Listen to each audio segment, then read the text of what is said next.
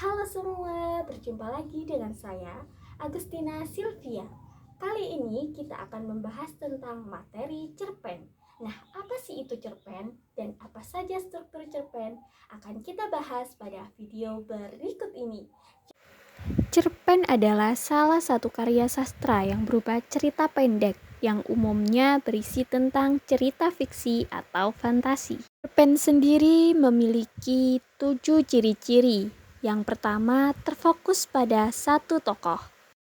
Yang kedua, ceritanya tidak lebih dari 10.000 kata. Yang ketiga, memiliki puncak masalah. Yang keempat, terdapat solusi atau penyelesaian masalah. Yang kelima, ceritanya padat dan langsung tertuju pada tujuan. Yang keenam, alur yang singkat membuat cerpen tidak memiliki tokoh yang banyak. Dan yang terakhir adalah latar ceritanya terbatas. Selanjutnya, kita akan belajar tentang fungsi-fungsi cerpen. Apa saja sih fungsi cerpen itu? Fungsi yang pertama adalah fungsi reaktif. Cerpen berfungsi untuk memberikan rasa senang, gembira, dan menghibur bagi seluruh pembacanya. Fungsi yang kedua yakni fungsi estetik. Cerpen memiliki fungsi untuk memberikan keindahan bagi pembaca karya sastra. Fungsi yang ketiga yakni fungsi moralitas. Cerpen dapat memberikan nilai-nilai moral kepada pembacanya sehingga pembaca dapat pengetahuan tentang hal-hal yang baik dan hal-hal yang buruk. Fungsi yang keempat yakni fungsi didaktik. Maksudnya, cerpen dapat mengarahkan dan mendidik para pembaca dengan nilai-nilai kebenaran dan kebaikan di dalam ceritanya. Yang kelima yakni fungsi religiusitas. Maksudnya, cerpen mengandung nilai-nilai yang terdapat pada ajaran agama yang biasanya dijadikan teladan bagi para pembacanya. Nah, kita akan mengenal struktur cerpen.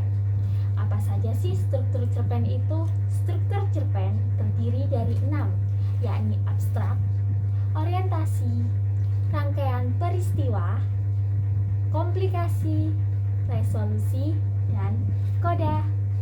Apa itu abstrak? Abstrak merupakan bagian cerpen yang menggambarkan keseluruhan rangkaian isi cerita. Yang kedua, orientasi.